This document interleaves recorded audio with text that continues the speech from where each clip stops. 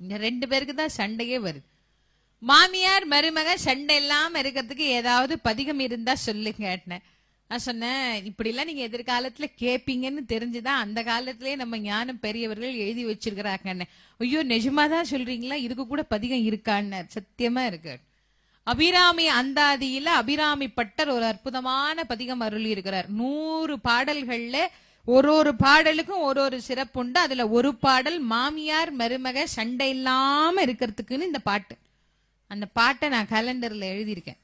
யார் வீட்லயாவது படிக்கணும்னு ஆசைப்பட்டீங்கன்னா வாங்கிட்டு போய் முதல்ல சண்டை போடாம படிங்க.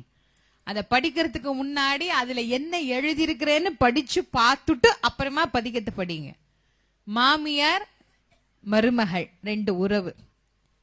ஒரு மகனை பெற்று வளர்த்து இந்த மகன்தான் நமக்கு ஆதாரம் என்று நம்பிக்கொண்டிருப்பவள் தாய்.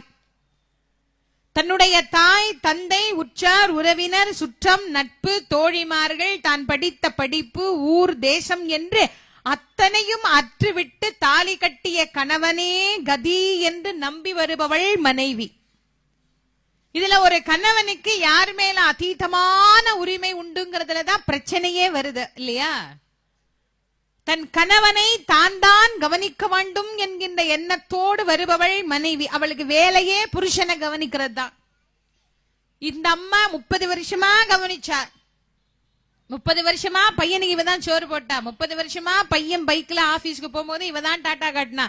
30 வருஷமா பையன் இவனுக்கு தான் புடவை எடுத்து கொடுத்தா. எல்லாம் இவளுக்கு தான் நடந்தது. இப்ப புதுசா ஒருத்தி நின்னு டாட்டா காட்டினா இவளுக்கு கோவம் வரும். அது என்ன அவளுக்கு அவ வந்ததே டாட்டா காட்டுறதுக்கு தானே.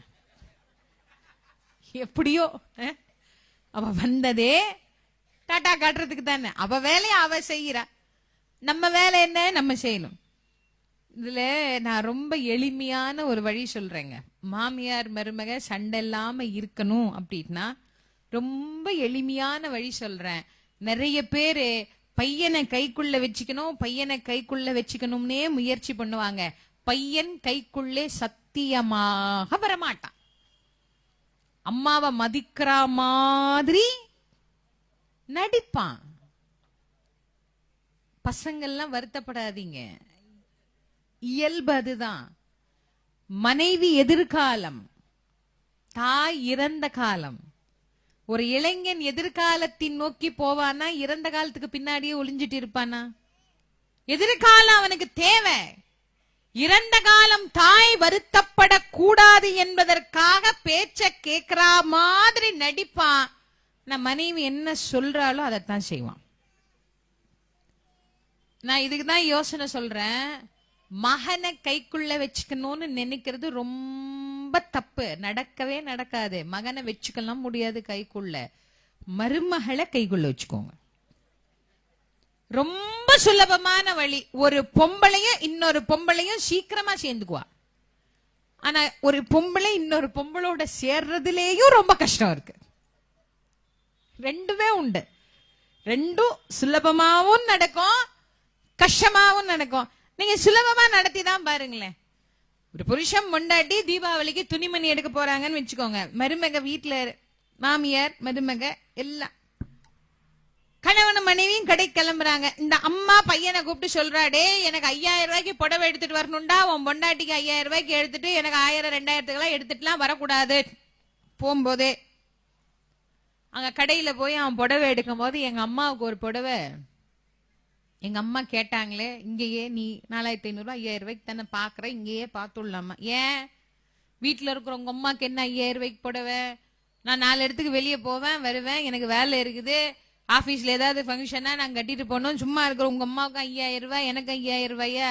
வேற வேலை இல்லை உங்களுக்கு? அந்த கிளவிதான் எதனா சொல்லி கொடுத்துன்னா நீங்கள் இங்க வந்து கேட்டுட்டு இருக்கிறீங்க.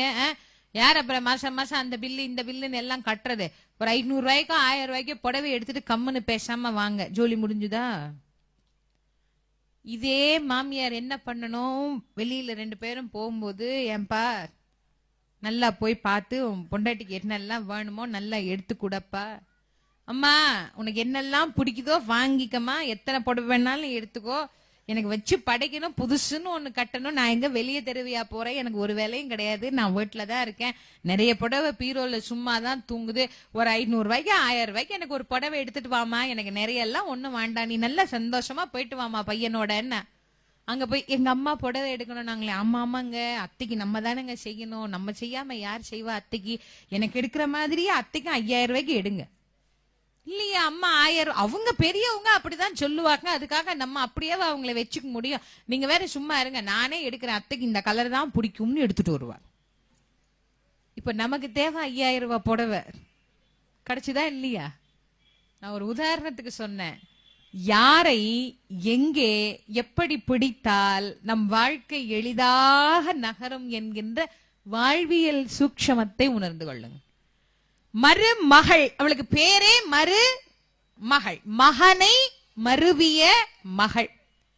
ஒரு மருமகள் என்பவள் அந்த குடும்பத்தினுடைய ஆணிவேர். தன் மகனின் முழு மகிழ்ச்சிக்கும் காரணமானவள் அவளே. அவளை நம்ம மகிழ்ச்சியா வச்சுக்கிறதுல ஒன்னும் குறைஞ்சிட மாட்டோம். ஒருத்தருக்கு ஒருத்தர் விட்டு கொடுத்து வாழ்வது என்பதுதான் வாழ்க்கை. குழந்தைகள் மேல் வைக்கக்கூடிய பற்றை என்றைக்கு அறுத்து இன்னொரு குழந்தைய என் குழந்தையாக, யாரோ பெற்ற பெண்ணை என் மகளாக ஏற்றுக்கொள்ளுகிற பக்குவம் என்னைக்கு வருதோ அன்னைக்கு மனித நிலையிலிருந்து இன்னொரு நிலைக்கு உயர்ந்திருக்கிறோம்னு அர்த்தம். படிப்படியா ஏறணும் இல்ல, இப்படியே நின்றுட்டு இருக்க முடியாது, கொஞ்சம் கொஞ்சமா ஏறி போகணும் இல்ல. அந்த நிலையை நமக்கு காட்டக்கூடிய அற்புதமான வரலாறு. அதனால இந்த வரலாறை கேட்டவர்கள், மாமியாரா இருக்கட்டும் மருமகளா இருக்கட்டும், ஆம்பளைங்களுக்கும் இதேதான். குழந்தை அவங்க ரொம்ப தெளிவா இருப்பாங்க. ஆண்கள் எப்பவுமே பசங்களா இருந்தாலும் பொண்ணுங்களா இருந்தாலும் வளர்க்கிற போது அவங்க தெளிவா வளர்ப்பாங்க. இதுல குழப்பத்திலேயே வளர்க்கறது யாருன்னா நம்ம தான். அது இப்படி விடுறதும் முடியல, அப்படியும் முடியல, இப்படியும் முடியல. எல்லா ஜீவராசிகளுக்கும் தாய்ப்பாசம் உண்டு. நாயே நம்ம எப்படி நினைக்கிறோம், ஆனா நாய்க்கு இருக்கிற தாய்ப்பாசம் உலகத்துல எதுக்குமே கிடையாது. தன் குட்டிய அந்த உரிமையாளர் எடுத்தா கூட அந்த நாய்க்கு பிடிக்காது.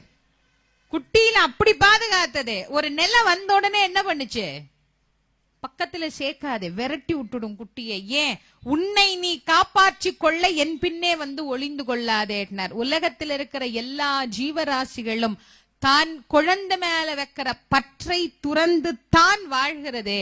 ஆனா நம்ம தான் கடைசி வரைக்கும் அதோடே முட்டி மோதி எல்லாம் செஞ்சு வாழ்ந்துட்டு இருக்கிறோம். என்னைக்கு இந்த நிலையிலிருந்து இன்னொரு நிலைக்கு நாம் மாறுகிறோமோ அன்றைக்கு நம்முடைய பக்தி இதிலிருந்து ஒரு படி உயர்ந்த நிலையை நமக்கு அடைந்து இருக்கிறது அப்படின்னு நாம் உணர்ந்து கொள்ளலாம். இரண்டாவது தினத்திலே மிக உயர்ந்த சிறுதொண்ட பெருமானுடைய வரலாறை, தொண்டில் உயர்ந்தவரை சிறுதொண்டராய் அவர் குறைத்து கொண்டாலும் நாம் நம்முடைய உள்ளத்தில் பெரும் தொண்டராக்கி அவரை நினைத்து அவருடைய விஷயத்தை காதுல வாங்கின நாம கொஞ்சோண்டு மனசுல அதை வச்சுக்கிட்டு